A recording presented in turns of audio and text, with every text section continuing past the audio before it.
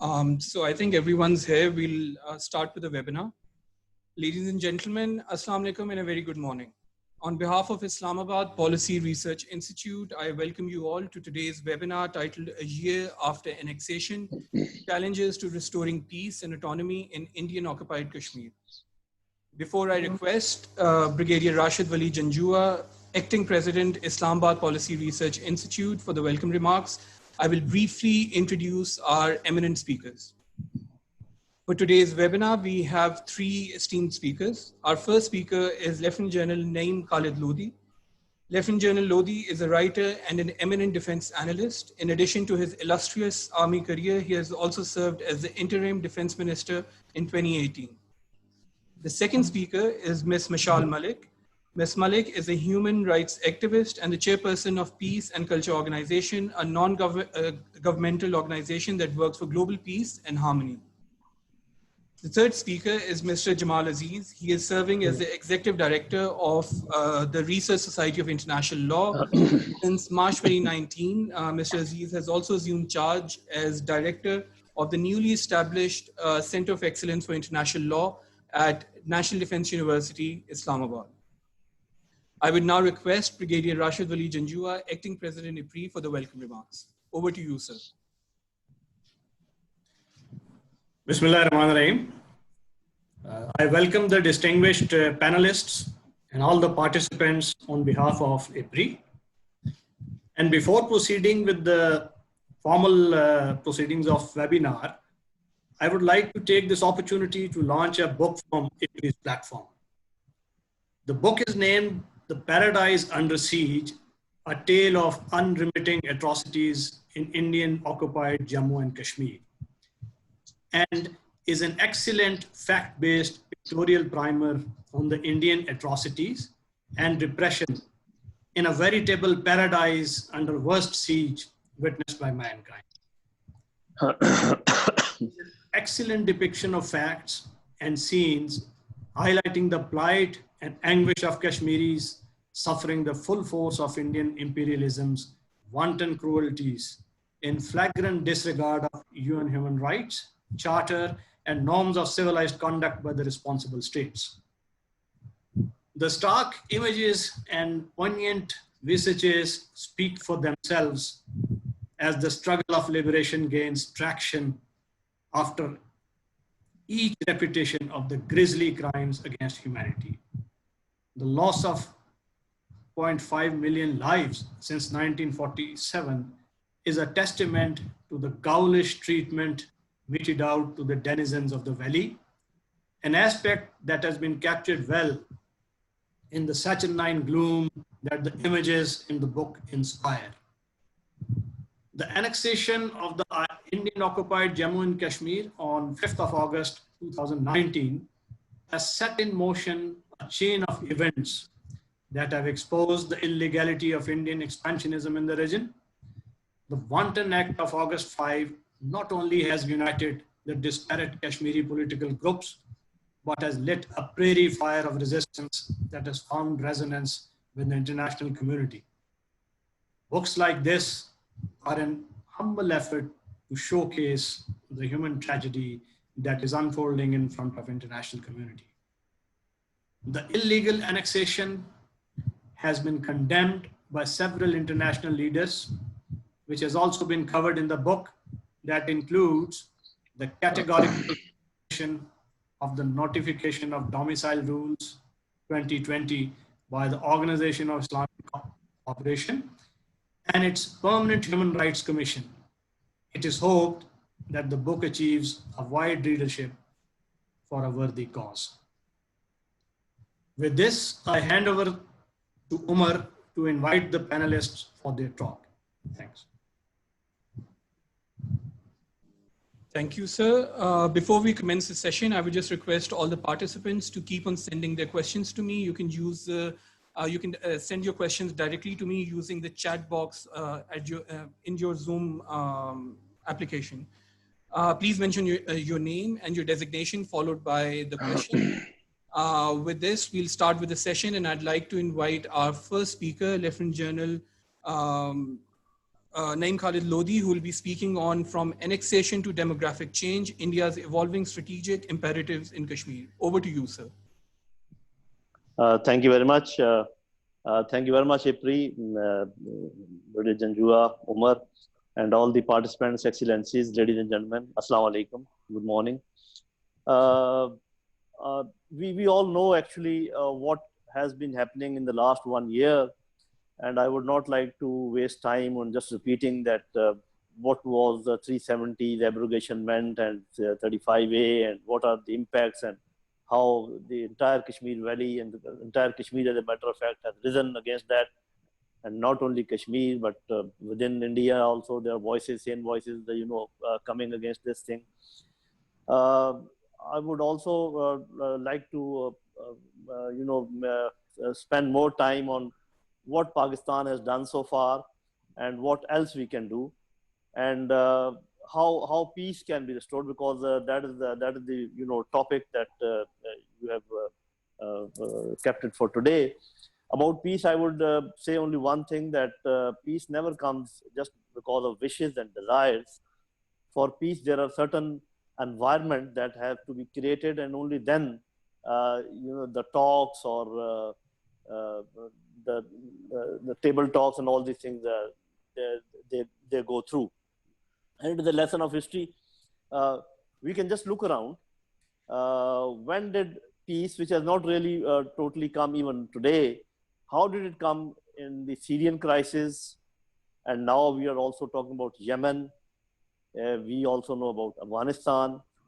It was after the two sides attained a certain levelized situation where a sort of stalemate was reached, and no further physical intimidation was possible from one side or the other. You can verify whatever I'm saying.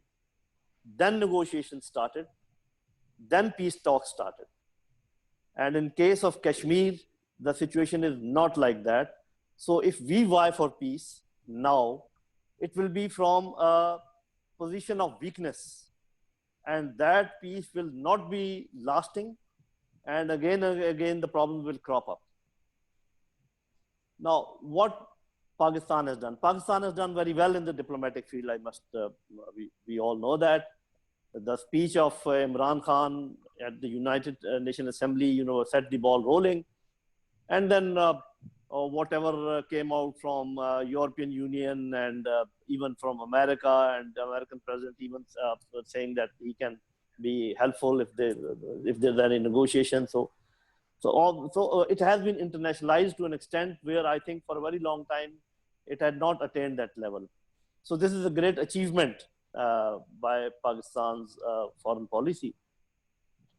But I always keep on saying that foreign policy is a vanguard, as we all know and we all say. And those of us who understand strategy, they know that vanguard means a small force which creates the environment for the larger forces to carry out whatever has to be done. So diplomacy alone will not get us peace. Diplomacy alone will not be able to bring Indians on the table talks. That we need to understand. And India has not only acted in the field of diplomacy, they have acted in the field of politics, in the military field, in the law field, because they have changed all these things. And of course, they are doing everything, whatever is possible. So their strategy is a total strategy.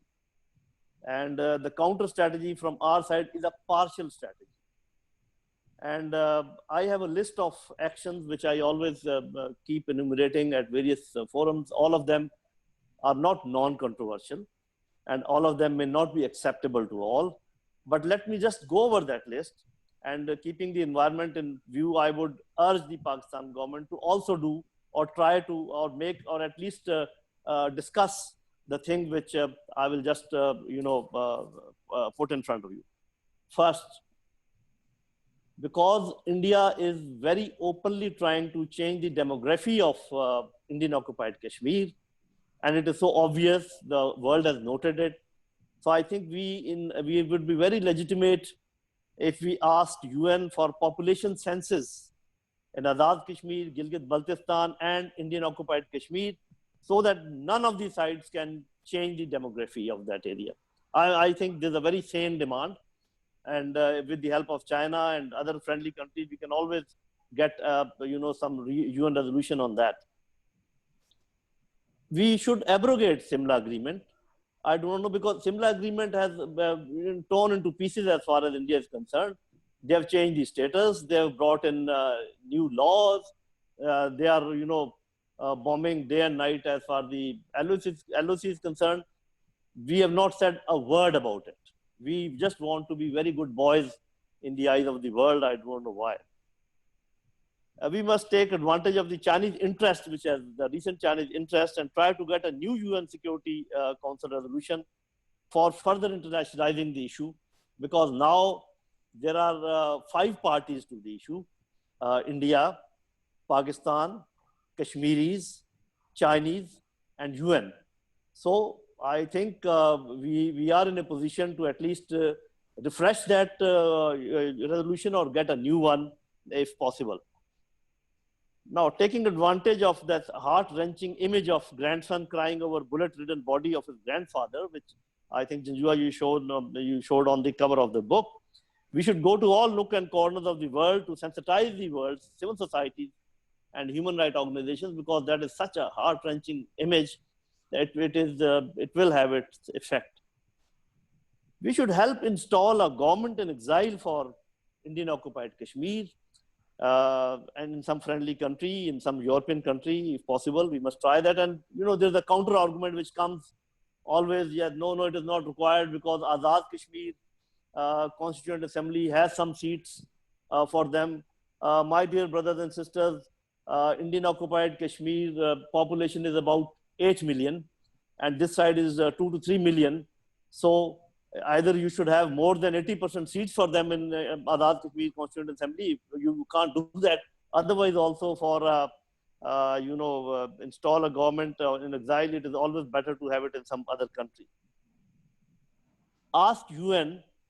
This is a controversial thing, but I would say it again and again. We should ask UN to go for partial plebiscite in Gilgit-Baltistan and Azad Kashmir.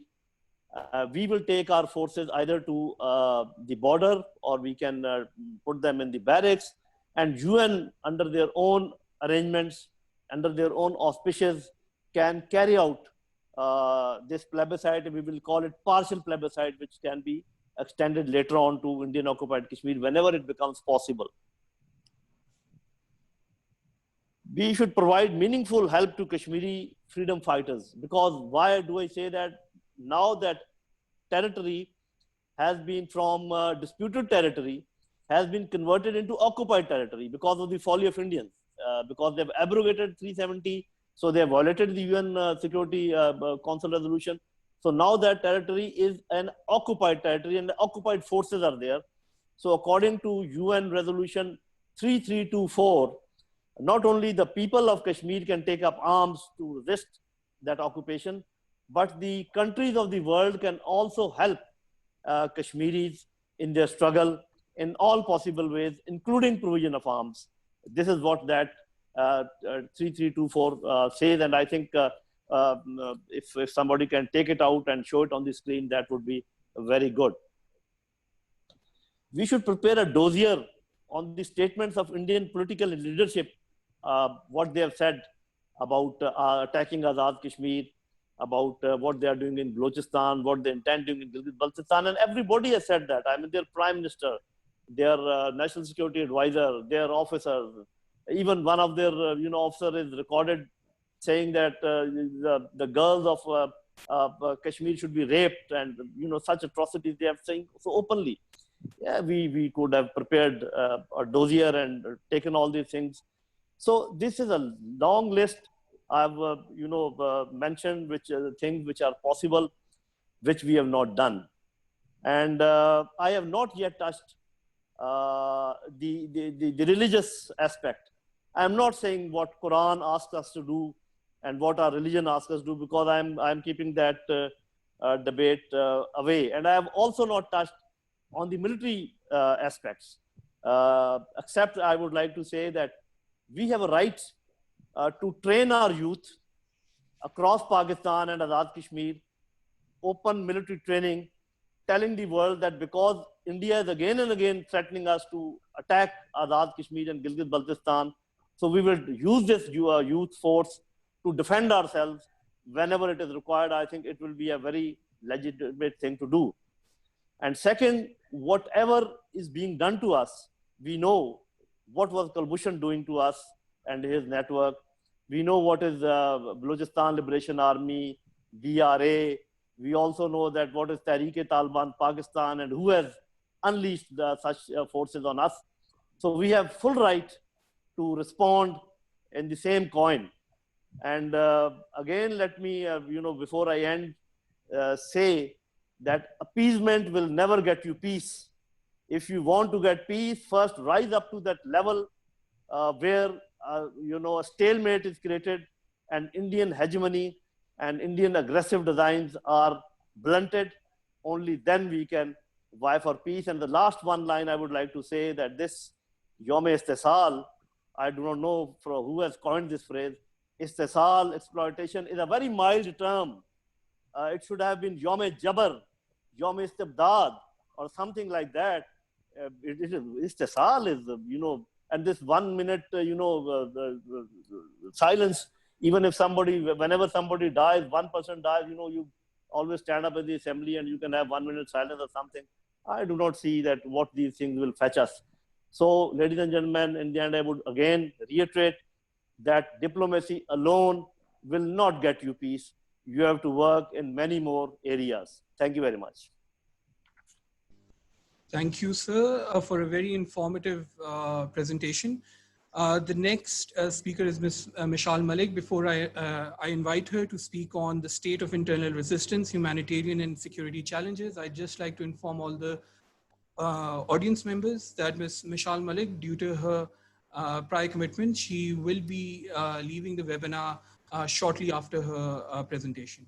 Over to you, Ms. Malik.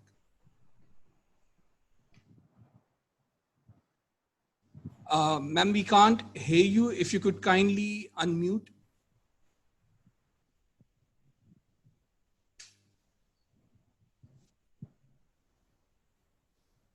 Bismillahirrahmanirrahim. Assalamu alaikum to everybody. And I'm really thankful to IPRI for inviting me to such an important webinar. And my speech is titled State of Internal Resistance, Humanitarian and Security Challenges over there. First of all, a thank you to Brigadier Rashid Wali Janjua, who was the acting president of IPRI, and best of luck with the launch of your book. To Mr.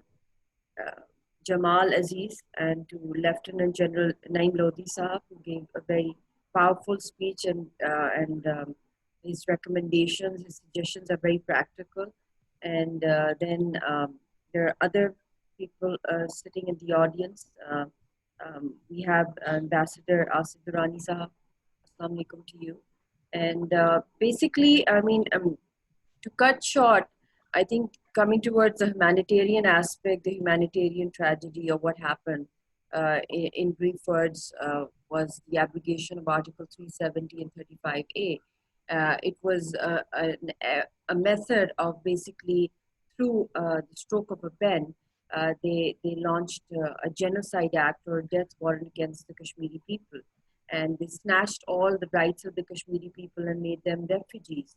And even in times of Corona, we see so many new domiciles being issued for Indians, almost 5 lakh domiciles. So the human aspect, the human cost, the economic cost, the social cost, everything, it's so high now because we've literally lost our ground.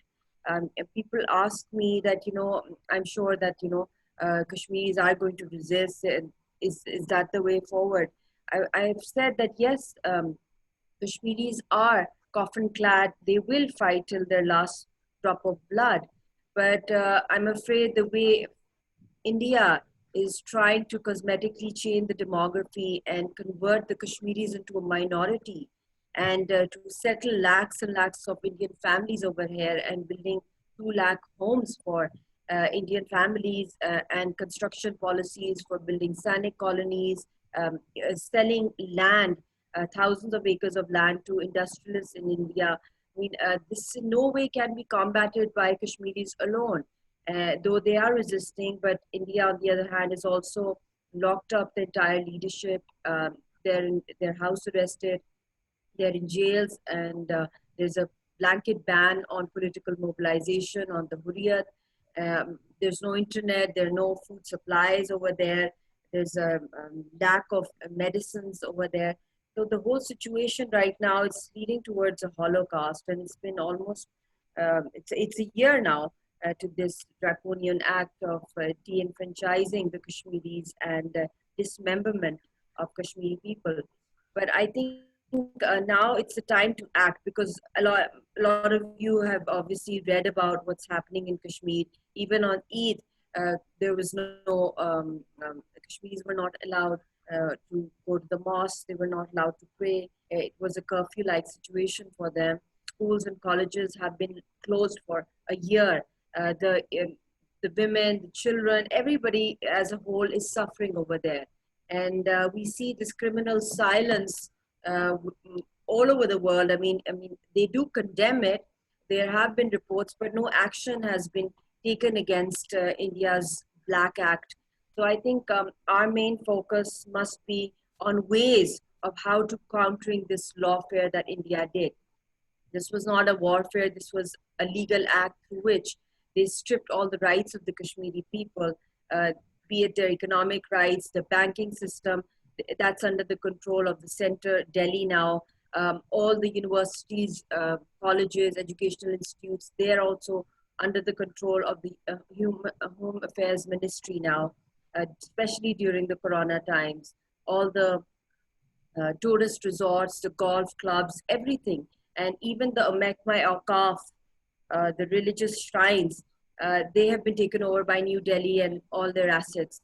So, which was actually created by the contributors from Kashmiri Muslims. That is also in their control, all important properties, everything. And then the quota in education, that is also being shifted to Indians instead of the Kashmiris.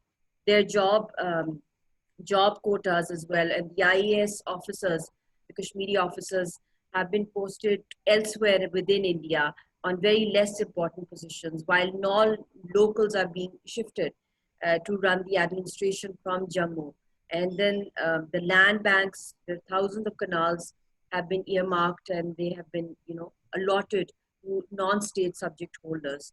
There are various ways in which India is trying to capture Kashmir. First, it was their occupation, but now after 5th August, now their public is coming there, given a clean sheet by the Indian state that go and capture the Kashmiri lands, kick them out of their homes, take away their fields.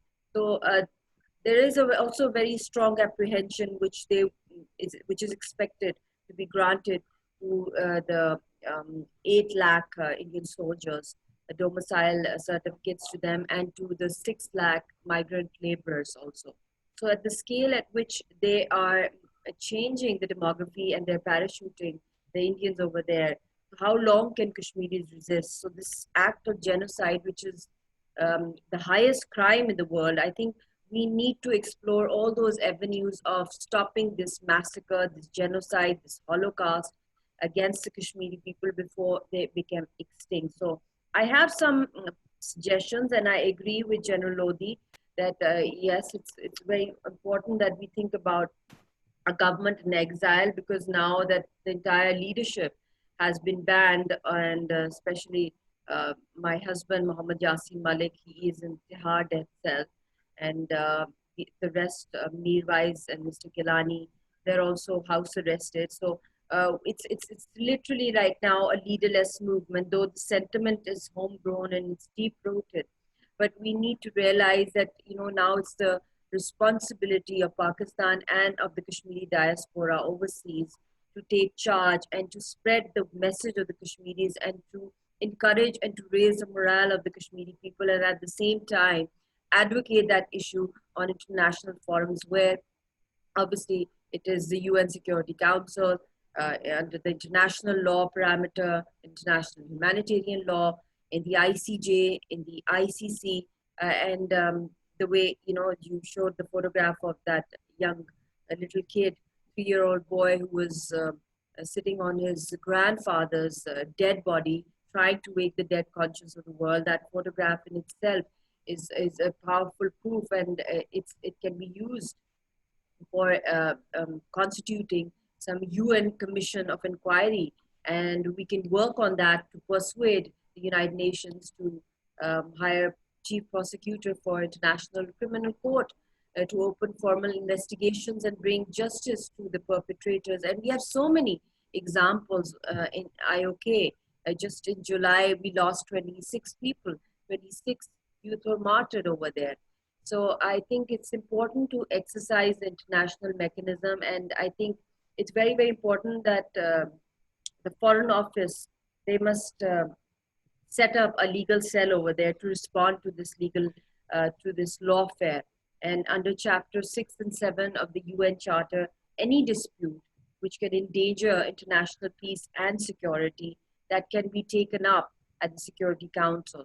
So last year, if you recall, how nuclear codes were exchanged between India and Pakistan on 27th of February, that gives us enough, advantage to advocate this case under the permanent organ of the United Nations, which is the United Nations Trusteeship Council, where, the last example we have was of Palau, which got independence in October 1994.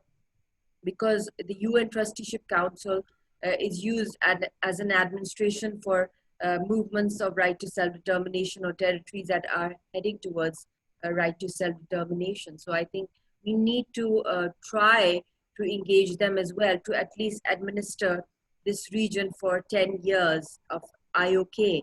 And there was a speech of the Defense Minister of India last year, Rajnath Singh, in which he said that he's going to review the no first use policy of nuclear weapons. So this also makes the case stronger. And then demanding a UN resolution, as mentioned by General Lodhi, on the demography through population census. I would like to add some extra information to that for the past 25 years, India has been conducting various population census within Indian Occupied Jammu and Kashmir, but without the section of religion in it. Slowly and gradually, they were changing the demography and shifting Indians to Jammu. And already in 1947, how RSS massacred lakhs of Muslims over there and artificially changed the Muslims into minority, and now it is a region of temples. So it's the same RSS which is implementing this policy of marginalizing the Kashmiri Muslims over there.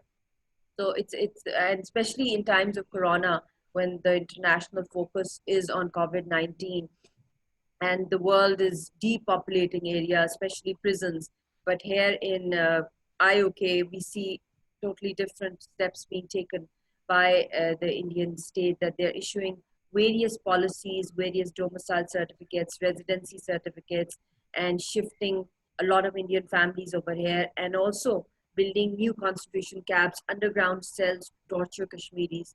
So I think it's very, very important that the Pakistani state should also, the government that's in power, they should have a national dialogue on Kashmir with all the stakeholders, top political party leaders, with all the institutions on board, and at least make a policy of 10 years minimum to internationalize the Kashmir issue, because bilateralism has lost its shelf life already, even before 5th August abrogation, because no result ever came out. It was mostly time-gaining technique for the Indians. So I think we should learn from our past mistakes though Pakistan's intention was always for a peaceful settlement, and the Kashmiri leadership was never an obstacle for that. They always supported that. But each time India ditched the peace talks, and because they are the aggressors, they're the occupiers, for them it was dilly-dallying tactics or blame game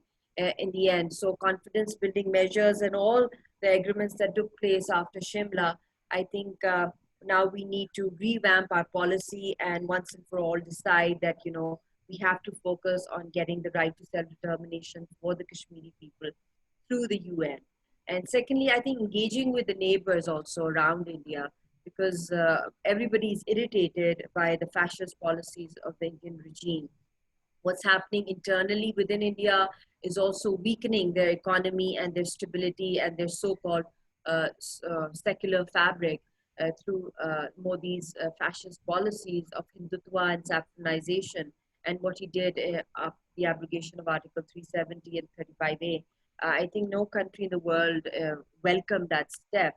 And there was a lot of international projections with the media, think tanks, and a lot of protests took place internationally with the active diaspora of Kashmiris and Pakistanis. So I think government in exile or some form of Kashmir envoys, special envoys to be nominated by the Pakistani government. And envoys should have their criteria and their merit should be that they're stakeholders or they're Kashmiris and they have a command over the issue, because it's a very complex issue. It has various facets to it. It's the humanitarian aspect, it has the political aspect, the historical, the legal. So I think we need a team of experts with us, with diplomats, with lawyers, international law expertise. We need Kashmiri stakeholders. And I think the Kashmir Committee should also be headed by a Kashmiri with maximum Kashmiri representation in it. And then I think it's very, very important that we engage in the permanent 5 countries and we study the empirical evidences of various peace talks that took place around the world, or peaceful settlements, or places where conflicts were resolved internationally, such as the East Timor, South Sudan, and many others. And we need to study conflict resolution, like in Kosovo and other places, and need to compare it to Kashmir in respect of its legal framework. So I think we have to do a lot of homework for that. And emotionalism is good, it's healthy, but emotional speeches and 1 minute of silence is something which can keep the issue maybe alive within the nation, within the Pakistani public, but internationally, I think that will not leave a strong impact. So what India has done is a lawfare that needs to be responded by Pakistan and the Kashmiris overseas, the diaspora internationally. So I think we need to work on efforts on getting some UN resolutions on this Black Act done by India. We need to focus on ways of delegitimizing what India has done, because they've already blackened their image through such acts. But I think because lack of advocacy or consistent advocacy, because I think that is where we are lacking. And if we have a team of delegates, for example, I mean, we should know how many delegations will Pakistan be sending every year annually on Kashmir issue, and the selection and the criteria or the merit of those delegates we need to know. So I think we need to have a plan for 10 years or 5 years at least, in which we focus on all international avenues. And Kashmiri people, post 370, what's happening over there, I have given a brief of the laws that have been passed, the black laws, and they have reduced the rights of the Kashmiri people almost to zero. And we've lost, we've literally become refugees, and the way they're shifting the population of Kashmiris closer to the LOC. And then in the region, what's happening with Ladakh and China and India conflict. This is all because it is linked to abrogation of Article 370 and 35A. And China happens to be one of the permanent 5 countries and has been very vocal and supportive towards the Kashmiri people in the past as well. So I think we need to engage with the new blocks that are being made, because right now, at this moment, from a unipolar world, we are moving towards a multipolar world. And at this time, it's a non-polar zone maybe. We can debate on that sometime.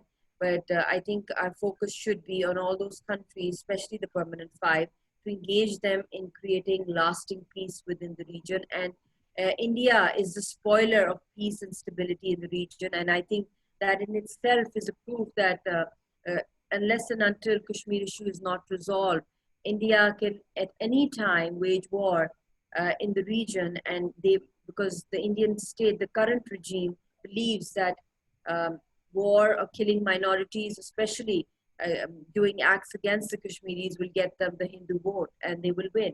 But what about the region? You know, the region's peace, and then you have the Americans exiting Afghanistan, what's happening in Bhutan, Bangladesh, Nepal, Iran, changes happening, China. So I think we need to engage with the neighboring countries as well, apart from the permanent 5 countries. And we need a policy, a strategic, systematic policy, which is very, very consistent, which is very, very active. Even in times of Corona, I think the Pakistani government, the Pakistani Prime Minister should host webinars with world leaders on Kashmir issue, trying to internationalize it. And it needs to be a consistent effort, because I see sometimes the momentum is very high and then, you know, the wave falls. So I think we need to have also design a policy for the electronic media also, for the camera, that, you know, the prime time should be devoted towards the Kashmiri people and to the Kashmiri cause. And because we see a lot of local issues being trended on Twitter and on social media, so we need to try to keep the Kashmir issue alive at grassroots level and internationally. So for that, I think we need a lot more unity within Pakistan, and the Pakistani government and opposition must come out of local issues and focus more on its national issues.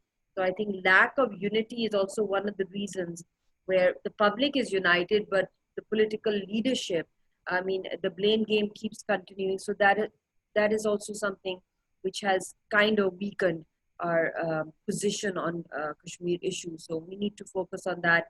And my suggestion is that the diaspora abroad, the Pakistani diaspora, if you compare that with the Indian diaspora are not divided in political parties. They are Indians. They are not from Congress or BJP. Whereas the Pakistani diaspora or the Kashmiris, they're divided in various political parties. And I think that also needs to be changed when it comes to the Kashmir issue. So thank you. And thank you, Ms. Mushaal Mullick, for a very comprehensive presentation on the plight of the Kashmiris. Ladies and gentlemen, we'll move on to our third and last presentation of today's webinar. Mr. Jamal Aziz will be talking on Article 370 and 35A, options for strengthening Pakistan's legal case. Over to you, sir.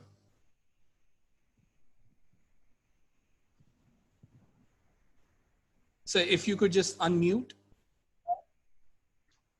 Classic Zoom mistake. Bismillahirrahmanirrahim. I'm very grateful to IPRI for inviting me to this webinar to speak on this important topic today.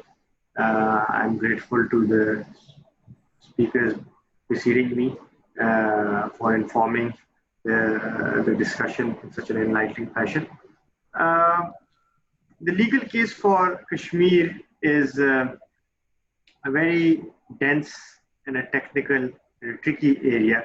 I don't have enough time to go into the specifics of it, and I don't want to, bore or overwhelm the audience with too many technical aspects of it.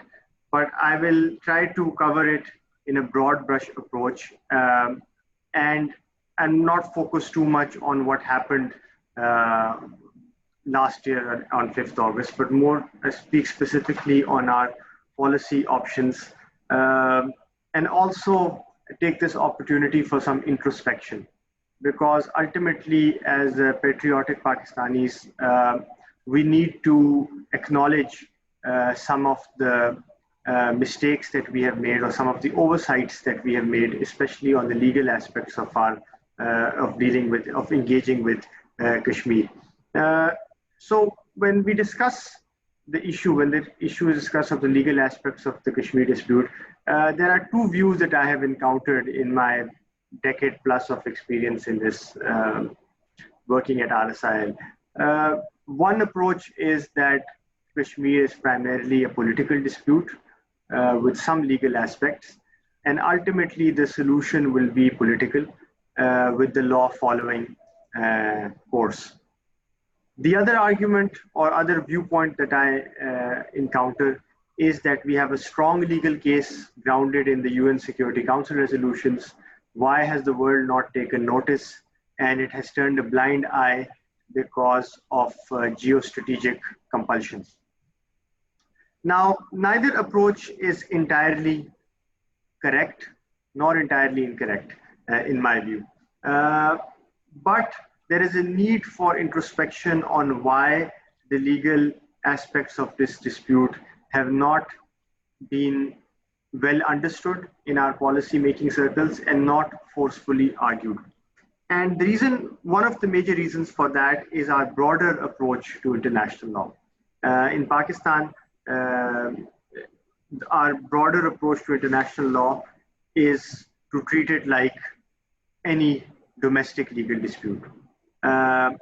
So we either react to proceedings initiated before us against in international forums. So for example, the string of contractual or, the commercial disputes that Pakistan has faced, Rico-Day, Karki, IP, independent power producers, or the Yadav case at the ICJ as well. It is only when a case is initiated that we go into a reactive mode and to try to find out responses to it. Or the other approach is that we search for a formal remedy before an international forum when a dispute has already blown up publicly. So it was only after 5th August 2019 that we started the debate on media and think tanks and at policy forums was, what are our options for Kashmir? Can we go to ICJ? Can we go to ICC? What can we do before the Security Council? So it was not that these issues, there was a body of literature or a body of experts or a body of, reasoned arguments ready. We did not have them ready. We were looking for them once the issue had already blown up, and this was at the highest level. Even then, even in this situation, we treat it, like I mentioned, like a domestic court. We think a international court of justice, ek Islamabad High Court ki tarah, where we can just suddenly go file a writ petition and get immediate relief. So what we fail to acknowledge and understand is, and this is part of my broader discussion today, is that the international law plays a vital role in shaping narratives. It is a tool of foreign policy. It is an aspect, it has a central role in national security strategy, and do not expect it to give you immediate results. So if you are thinking that in the Kashmir dispute, we can immediately go and get a slam dunk decision in our favor at the ICJ or the ICC, it's not going to happen. But can we utilize it incrementally, consistently to apply pressure on the Indians at multiple forums, at different issues, and put them on the back foot diplomatically? Yes, we can. I will explain how and why, but the caveat is that it is an incremental process which requires a lot of capacity and a lot of investment on our behalf in scholarship and research in international law. Just broadly, very briefly, in order to highlight this point further, I just want to give a brief overview of the different approaches that India and Pakistan have taken, their legal approach to Kashmir. Now, the Indians, if you study their historical approach, they have consistently changed their legal strategy to suit the evolving dynamic. It was the Indians, it is well known, who approached the UN Security Council in 1947 to deflect pressure from controversial circumstances of accession. So that was a legal move that they did, and they were the ones that proposed a plebiscite supervised by the UN to decide question of accession. But as the UN Security Council resolution started going against the Indian interests, it changed its political and legal strategy by attempting to legally incorporate Kashmir into its constitution. And that is when articles such as Article 35A and Article 370 came about. And the purpose at that point was the Indians argued that these special or temporary provisions are needed to fill a legal vacuum for governance until the UN supervised plebiscite takes place. Now, it's important to also, and interesting to note that it was Pakistan that was strongly opposed to Article 370 and Article 35A at that point in time. After that, India conducted an election and established a Constituent Assembly. It made the Constituent Assembly ratify the Instrument of Accession and once again changed its legal strategy. Now it argued that the commitment to ascertain the wishes of the people has been fulfilled and there is no need for a plebiscite because the Kashmiri people have endorsed the Instrument of Accession. This, of course, was rejected by the UN Security Council as well. Then you had similar agreement where the Indians said that the Security Council resolutions are no longer relevant because India and Pakistan have contracted out of this dispute. In the late 1980s and 1990s, they avoided engagement with Pakistan altogether, even bilaterally. But at this point, the Indians were a bit on the back foot because self-determination struggles had begun. And at that point in time, international law allowed the use of armed force openly in exercise of the right of self-determination. When 9/11 happened, the Indians capitalized on this shift in international law, in international diplomacy, and rebranded Kashmir as an issue of terrorism. It is here that they successfully utilized lawfare to their advantage by creating publicly identifiable villains like Hafiz Saeed, like Maulana Masood Azhar, like all these different parties, Lakhvi, and took a narrative, adopted a narrative that Pakistan is a state sponsor of terrorism and followed it up at legal forums before the UN Security Council, the 1267 Committee under 1373, engaged with the P5 countries, utilized the domestic laws of the United States, the European Union, and as incidents took place, as Mumbai happened, Pathankot, those incidents, the Indians tried to reinforce that narrative through legal measures to the point where the international community started believing that narrative. Post-Modi, the Indians are now following the Israeli state practice and the US doctrine of self-defense to conduct supposed surgical strikes. And then we obviously had annexation. The whole thing has changed unilaterally. They've changed their whole approach. Now they're making threats to GB and AJK. They've issued new maps. There's a new domicile law. There are proposed land reforms, and new Met data is also being released for GB and AJK. So as you can see, consistently the policy keeps changing, keeps evolving. Legal measures they start taking, and if you study how the annexation took place in August 2019, it was a series of carefully crafted legal maneuvers it required homework. Someone was working on this diligently and consistently and backed it up with a whole different framework. Now, on our side, I won't go into too much detail on our legal approach, but broadly, our entire legal position on Kashmir appears to be frozen in the 1950s. Our entire case is based on the assumption that this dispute will be resolved under the UN Security Council framework. And I'm not saying that framework or that line of argument should be abandoned. It provides us the most strong case for our Kashmir dispute. But beyond that, we have, because so much time has passed and we have not revised and updated and upgraded our legal and consolidated our legal position, as a result, there are unclear and inconsistent policy narratives. Kashmir banega Pakistan, ya self-determination as a general right, including independent Kashmir, or should there be self-determination under the UN Security Council resolutions, choosing between India and Pakistan.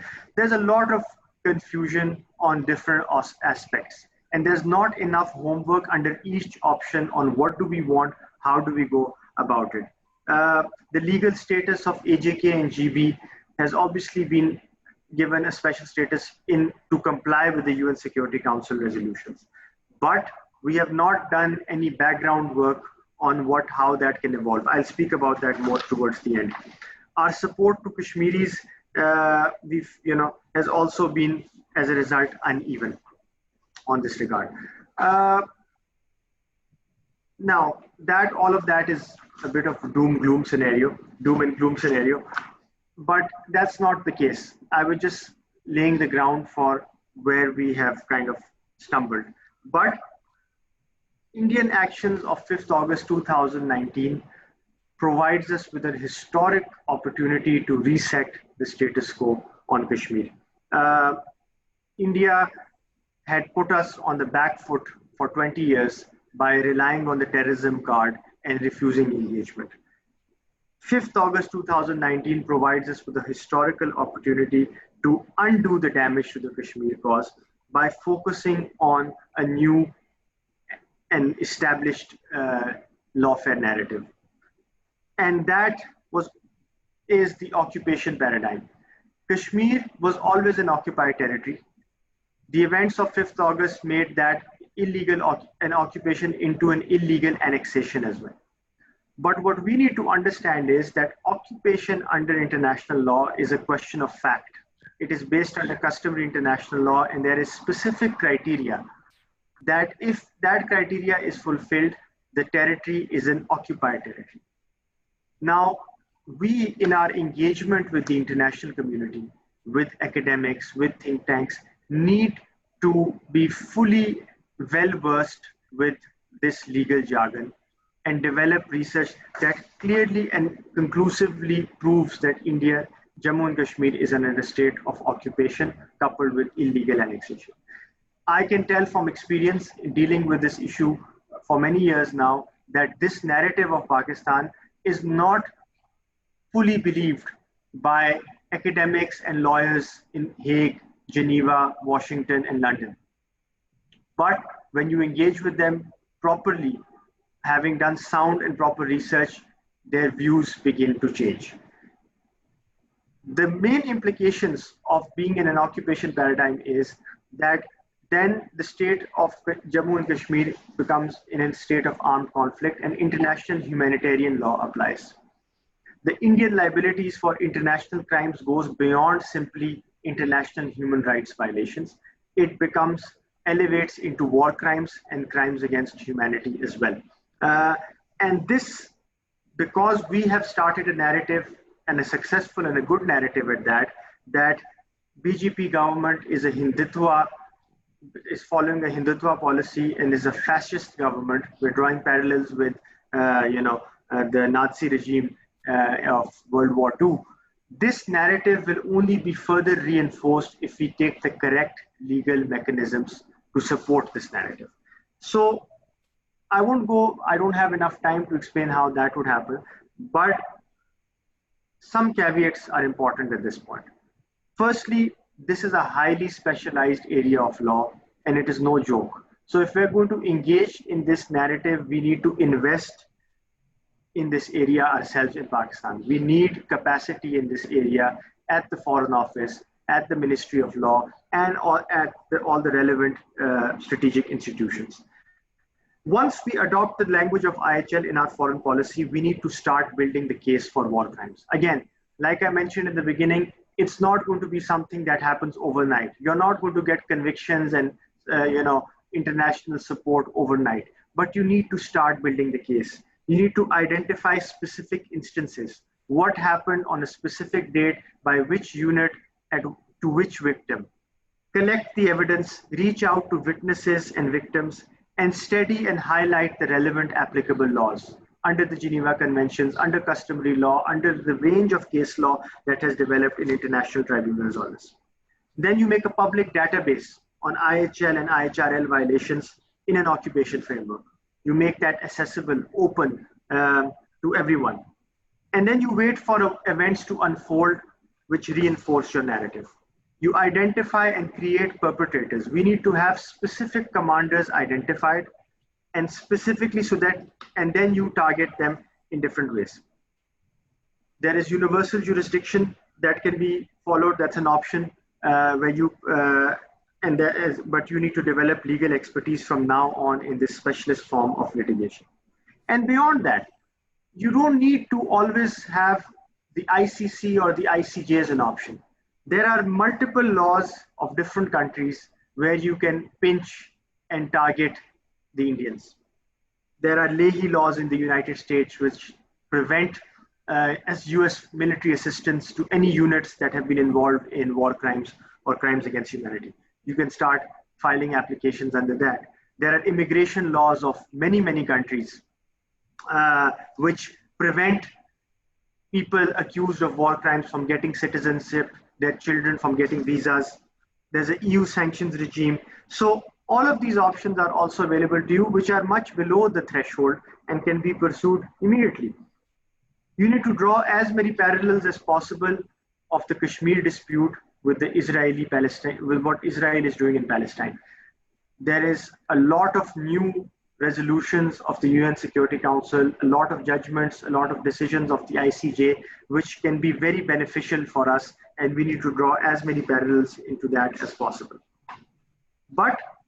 And finally, you need to engage entities, specific organizations in your diplomatic outreach that deal with this. Then Denmark, Sweden, Austria, there are specialist bodies that are dealing with IHL, IHRL violations, but they're not going to accept rhetoric. They need facts, they need evidence, they need proper legal reasoned arguments, and you can actually, that requires our diplomatic missions to be very well versed and skilled in these specialist areas of law. Some concluding thoughts. Many of the other speakers alluded to different options, government in exile, plebiscite, partial plebiscite, unilateral plebiscite. All of these are very good options. But like in the army, you have wargaming. Wargaming takes place when you look at every scenario and how it will unfold. In Pakistan, we need to wargame our legal options. We need to not be afraid. Some positions have to be bold. Some positions will require creative thinking, but we need to think internally. Internally, we need to be clear that if we pursue this option, how is it going to play out? And those documents, those engagement, that strategy needs to be prepared beforehand. The think tanks in Islamabad and all over the country, they need to be coordinated in their efforts. I can talk about the legal aspects, but I don't know as much about the political aspects of this dispute, the military dimensions of the dispute, the diplomatic aspect. We need to coordinate, join hands together and make a series of documents and papers which kind of also examines the previous formulas for peace and then looks at it from a legal, political, diplomatic perspective. Because 1 year later, it's been a year, I have attended multiple webinars, seminars, events, talks, and while we have been strong diplomatically, our general direction appears to be losing steam. We're not very clear on which course to commit, and as a result, it's important for the national resolve on Kashmir to develop a certain momentum. So there are multiple legal options. I didn't discuss them, but there are so many options which requires research and investment. If we don't invest in this important field, we will always be reacting to events and always be, we will suffer in the long term. So thank you very much. Thank you, Mr. Jamal Aziz, for a very informative presentation. Ladies and gentlemen, we'll now move on to the Q&A session of the webinar. I would request you all to keep on sending your questions to me in text form using the Zoom application. And please mention your name, your designation, and try to keep your questions as short and direct as you can and refrain from making any long comments. For the first question, I'll request Acting President IPRI, Brigadier Rashid Wali Janjua, to ask his question. Over to you, sir. Thank you, all the panelists, for a very enlightened discourse. I have two quick queries, one from Mr. Jamal and one from General Naeem. From Jamal, you spoke about freezing of our narrative in 1950s, whereas a large segment of media and our public narrative believes that a mainstay of our narrative is those UN resolutions. So how would you like to comment on their importance vis-a-vis the new initiatives that you are proposing, especially the Gilgit-Baltistan and its status, which is coming in for a lot of criticism internally. So what do you propose there? And General Naeem sir, I'd like you to enlighten us further that there is an inherent paradox in pursuing a very aggressive narrative on Kashmir and pursuing a peace narrative with India, apparently. We know that Manmohan and Musharraf peace talks, as per public perception, were close to clinching a deal like which was a win-win agreement acceptable to all stakeholders. So how would we strike a balance between these? And is there a chance of a similar decision in future also? Over to you, sir. So first, let Jamal answer his part. Thank you, sir. Sir, that's a very pertinent question. Thank you for asking it. So first of all, the suggestions or the strategies which I was proposing under the occupation framework and of pursuing IHL and IHRL violations at different forums, that can happen concurrently with the UNSC resolutions. I mean, that doesn't take away or reduce their significance in any way. So in fact, that reinforces it, because the occupation framework is established by first highlighting that India does not have title to the dispute. And that the fact that it is a disputed territory enshrined in 13 UN Security Council resolutions is a clear testament to the fact that it is an occupied territory and a disputed legal title. So that doesn't take away from it. As far as the GB and AJK question is concerned, yes, I agree with you that if we can't take a knee-jerk reaction to it and suddenly start a different course. But what I was trying to say is that when I engage with stakeholders at different forums, we are not even internally thinking about options, because we think that it will affect our, considered position. But the fact that the Indians have unilaterally changed the entire situation last year provides us with an opportunity to look into it and to create a new legal narrative that keeps the 1950s resolutions intact, while shifting course slightly to also suit our current strategic imperatives. So my only argument is that at least we should be making effort and research internally at the back end and explore options, so that the stakeholders at the very top and the political leadership can be informed about the implications. And we should be prepared to be a bit bold in our assessment. Normally ये होता है कि हम जब इस बात पे discuss करते हैं तो it is automatically shut down कि जी ये हमारे principal position को undermine कर लेगा, so it's a non-starter. So that's what I'm trying to argue, is that there is enough room to maneuver and we should at least explore those options. Thank you. As far as my part is concerned, the paradox of this being peaceful with India or being aggressive with India, I think to answer this question, there are two things which I would like to refer.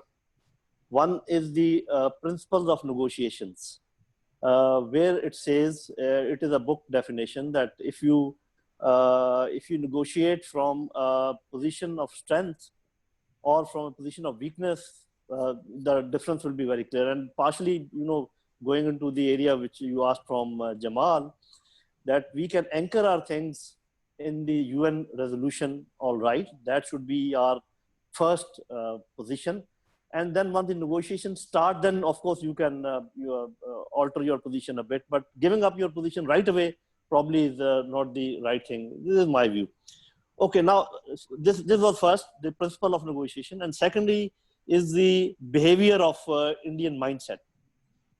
When did India talk to us?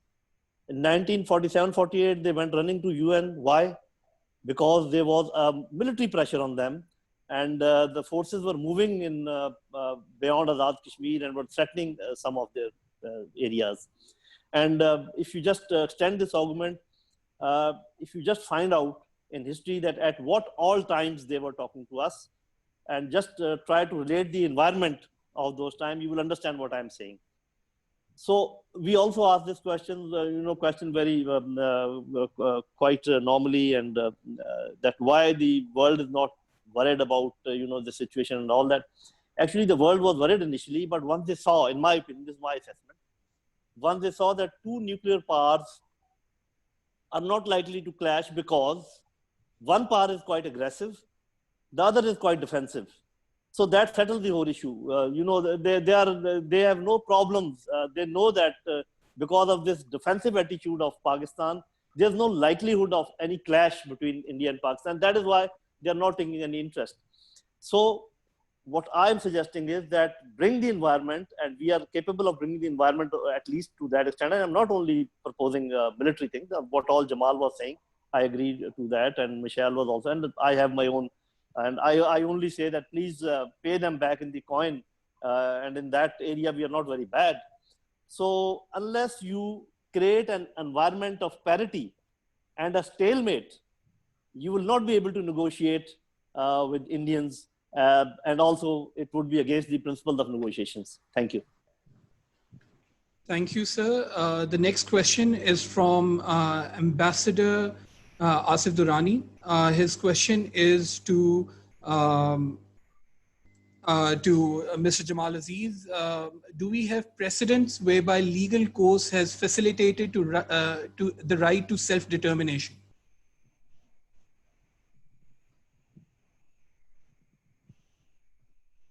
If you could kindly unmute yourself. Thank you. Thank you, sir. That's an important question. Broadly, you know, far more experienced than me in this issue, but the right to self-determination is a right which has really evolved and gone through a transformation in the last 20 or 30 years. While the momentum was quite high for this right in the 70s and 80s and up to the early 1990s, it has gradually kind of lost its steam. And that's, you know, I would say because the Israelis and the Indians have diluted, you know, its importance in Palestine and Kashmir, the right generally, and these were the two poster, you know, child of this right generally all over the world. Generally, it has become diluted.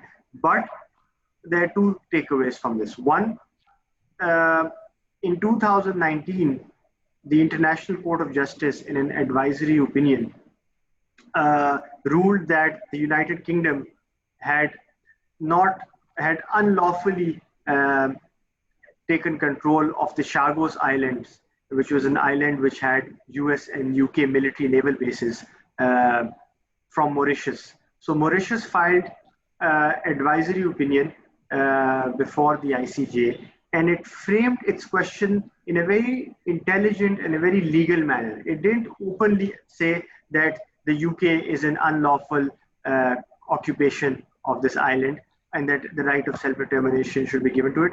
It framed the question in a very technical, broad, international law manner, which allowed the court to engage with the issue.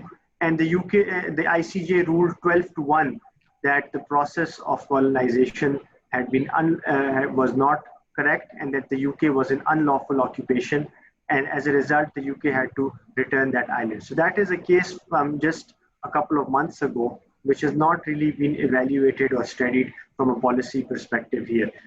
Broadly speaking, beyond that, we need to do research on the current right of self-determination. What are its current contours? What can we do to revive this right? Because it is an inherent cardinal principle of international law and of the UN Charter. But what kind of support can be given to groups when exercising their right to self-determination? A lot of additional body of case law has developed. A lot of new mechanisms have come about, like the Financial Action Task Force, and those things need to be taken into account when deciding this dispute.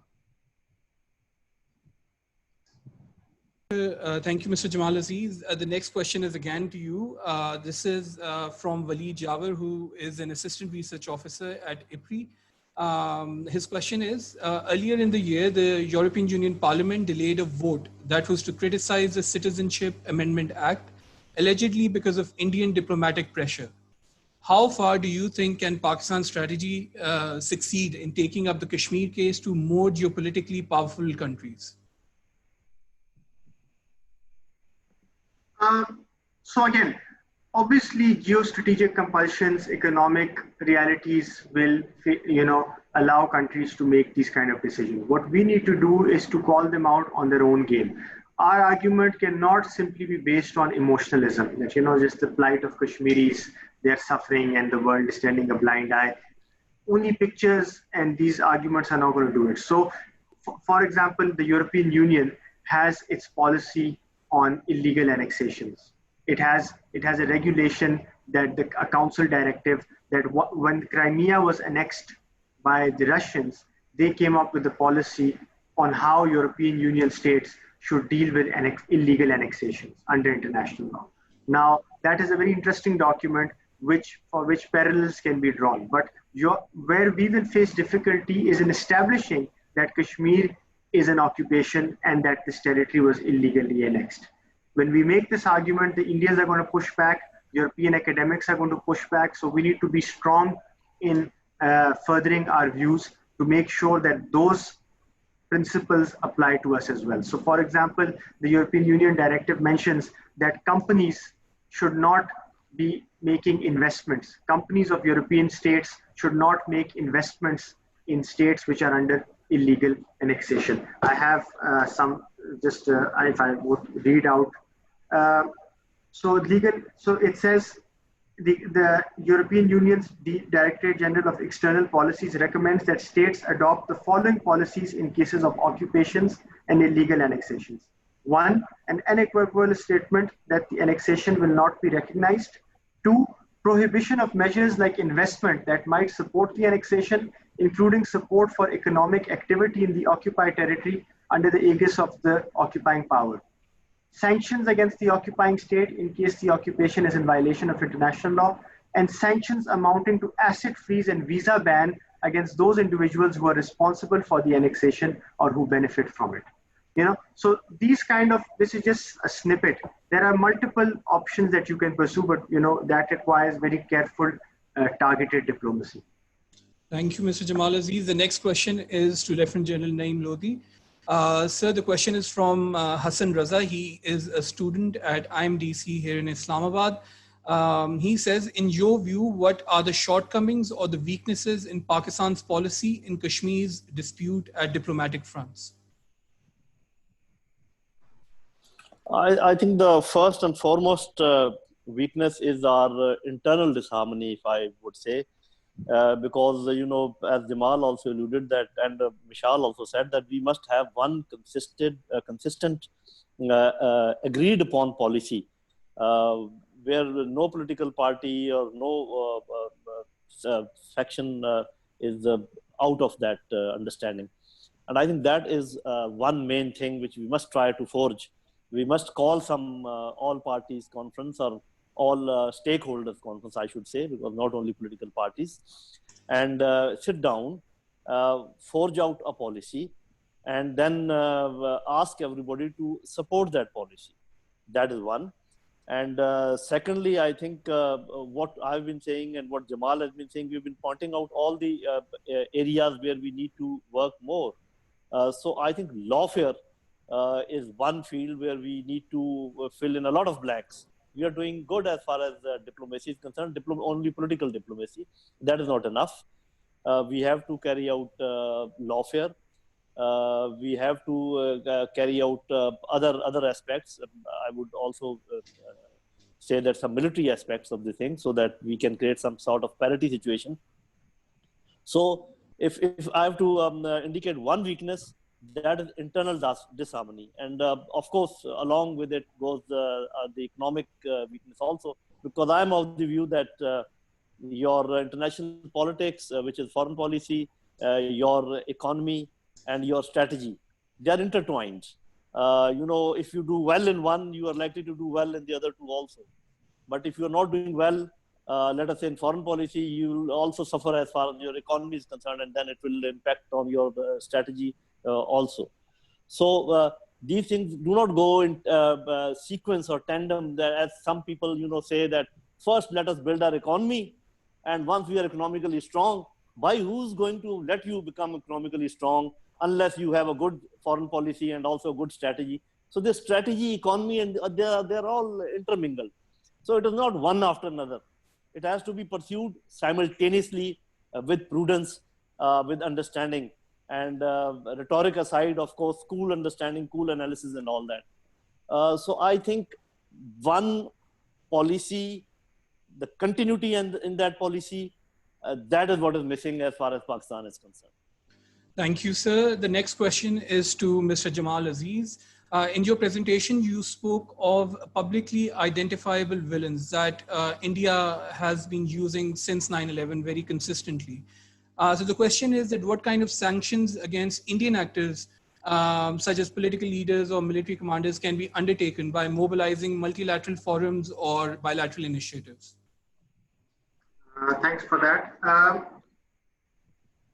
So again, once you create these perpetrators, and the argument that you're going to be using is that they are war criminals or who they're, conducting crimes against humanities.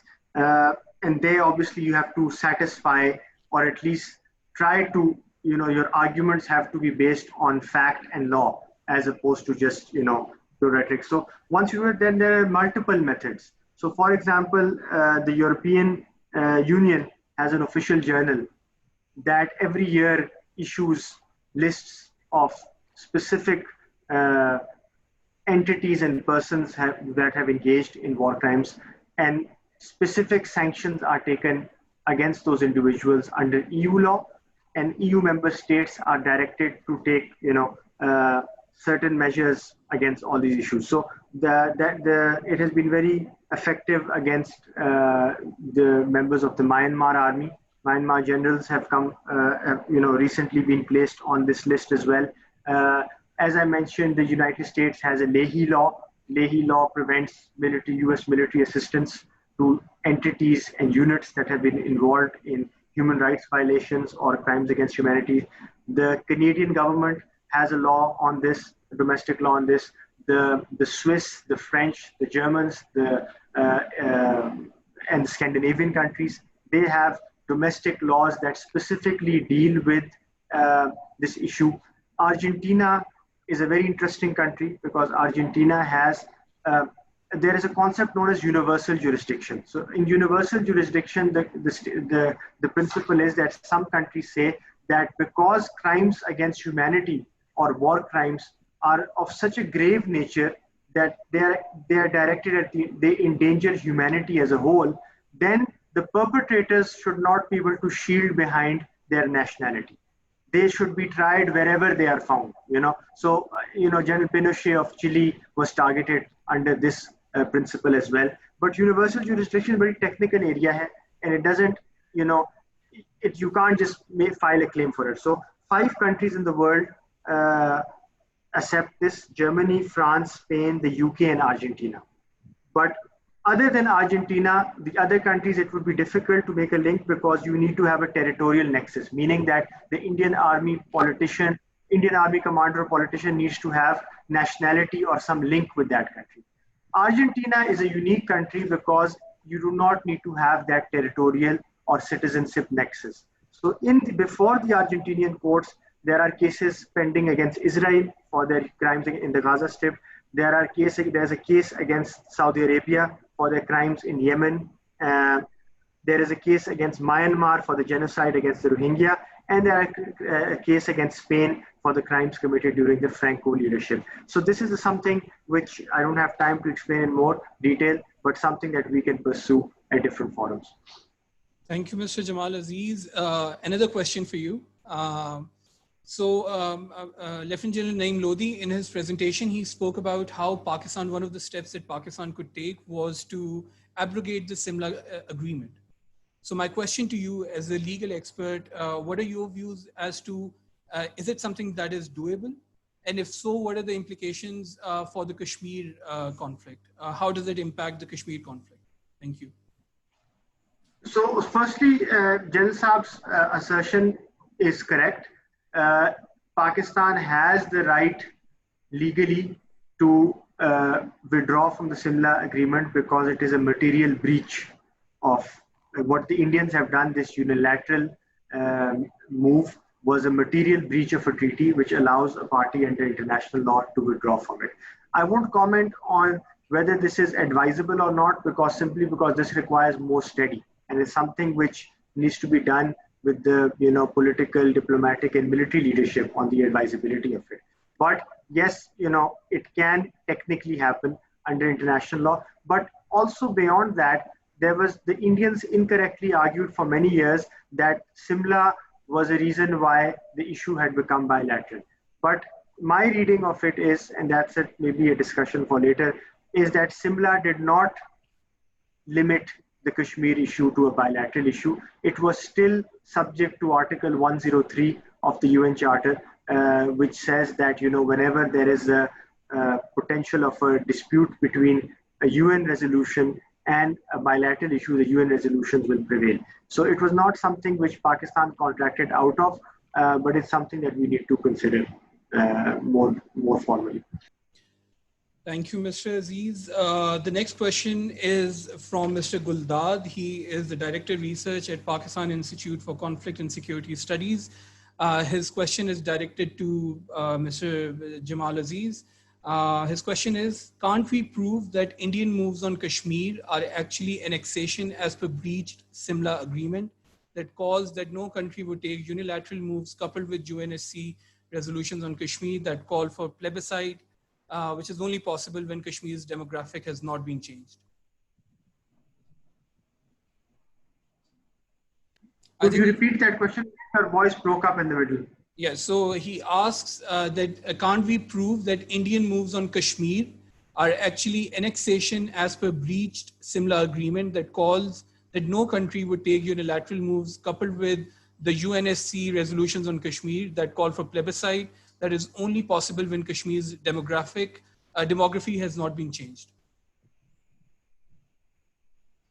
Yes, but we don't need to rely on Simla for that. Occupation of Kashmir is not grounded in Simla or the UN Security Council resolutions. They help, but it's not based on that. Occupation is a question of fact which takes place under set criteria under the 1907 Hague regulations, which are customary international law. So they're accepted as applied. So how do you prove that a country is in occupation? It's a three-step process. One, you need to prove that the occupying territory does not have legal title to this dispute. So how is that proven in this case? Because Kashmir is a disputed territory. The UN Security Council resolutions itself have said that it is a disputed territory and that no unilateral action can be taken under Simla or UNSC resolutions or the instrument of accession itself. So that proves that India does not have title, never passed to India. Secondly, you need to prove that the army that is present there is a hostile army. The Indians argue that the Kashmiris themselves invited us, the Maharaja invited us, so we were not in occupation, we were acting against invaders. So uske niche there is, a lot of principles of the ICJ, UNGA resolutions which prove how a territory is how an army is a hostile army. And the events of 5th August, this annexation has further elevated the fact that the Indian army is a hostile army. I won't go into the details of that. And finally, you need to show that this army is in effective control of the region. And that, I think, goes without saying that India has effective control. So once you prove this, then an occupation is a question of fact. It doesn't matter if India says that we are not an occupying territory. It becomes an occupied territory, and the 4th Geneva Convention becomes applicable. In an occupation, it requires you to protect the population, and you cannot change the demographics of that region. If you do that, you are committing war crimes and crimes against humanity. So that becomes this, a whole argument that we need to build up. Thank you, Mr. Jamal Aziz. Sir, the next question is to Lieutenant General Naeem Lodhi. Sir, the question is from research fellow here at IPRI, Mr. Khalid Chandio. Sir, keeping in view the gross human rights violations that have taken place in Indian Occupied Kashmir, in your opinion, why is it so that the Kashmir freedom struggle has not been able to get the kind of media attention it deserves internationally? You know, partially I answered this question that the international community is only concerned if something encroaches their freedom, if something encroaches their way of life or something. And they are not worried what happens, especially at far off distances. And then they also look after their interests as far as their economic interests are concerned, their political interests are concerned. So there should be no lamenting on this, that why international community is not waking up, and why, you know, I normally ask a counter question whenever somebody says, especially in Urdu, कि दुनिया का ज़मीर क्यों नहीं जाग रहा, तो मैं हमेशा पूछा करता हूँ कि आपके अपने ज़मीर का क्या हाल है. You see, once your brothers and sisters are being raped and being tortured next door, and you are standing outside the door and clamoring and shouting that why are you not looking at what is happening to them? They would say, if you are standing, we do say that we are standing by our brothers and sisters. Okay, you are just standing motionlessly, standing outside the door, and there's fire inside, not doing anything. So the world will pay attention once they feel that these two nuclear powers are actually at the verge of, you know, some conflict or something, because then that can affect a larger region and all that.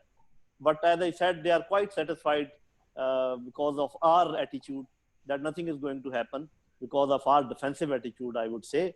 So the first, you know, duty is ours.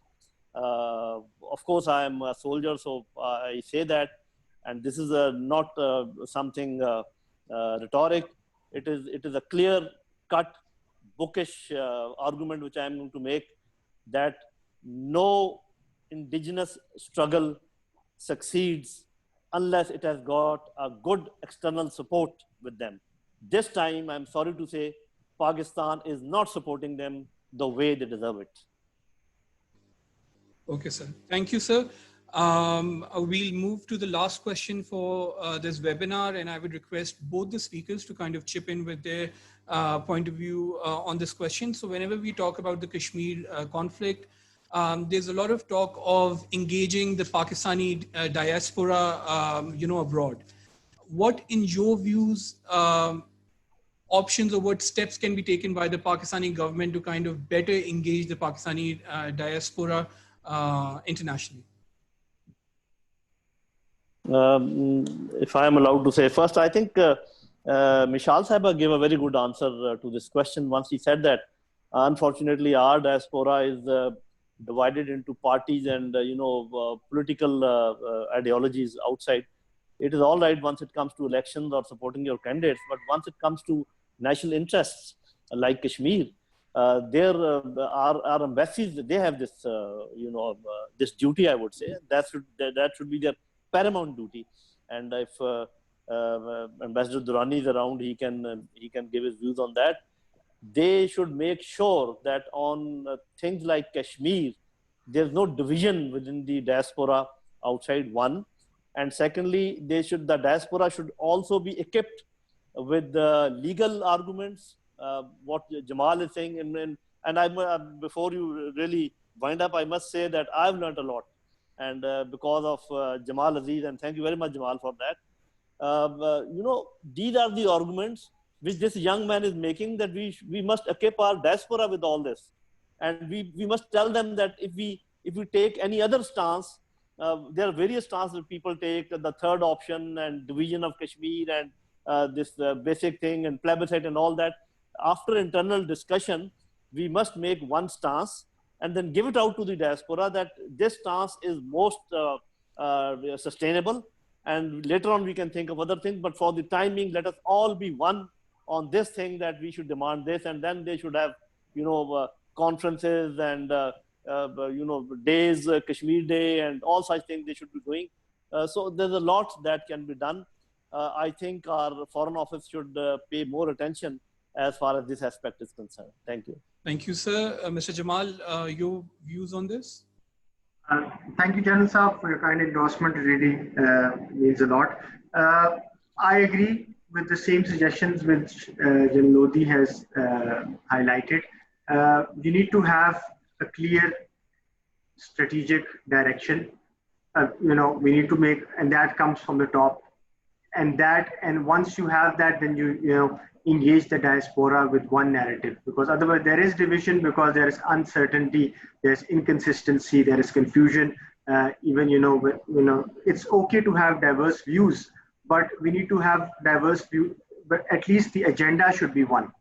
So if there's one agenda, you can always argue the merits and demerits of it, but there should be 5-6 options floating all over the place without a clear direction. And I think importantly then, whenever you take ancillary softer measures, which Pakistan has taken in its diplomatic outreach to support its diplomatic maneuvers, renaming a certain place or doing a walk or a solidarity march or whatever, those by itself then lose their significance. Then people think that what are we focusing on? Ye kya ho raha hai, vagara. So that can only supplement and reinforce a core direction. So once that direction is set, then those additional measures can supplant them. Thank you, Mr. Jamal Aziz. Ladies and gentlemen, this brings us to the end of the Q&A session of this webinar. I'd like to thank all the speakers, Mr. Jamal Aziz, Lieutenant General Naeem Lodhi, and Ms. Mushaal Mullick, for extremely informative presentations. I would now request Brigadier Rashid Wali Janjua, Acting President IPRI, to present his concluding remarks. Over to you, sir.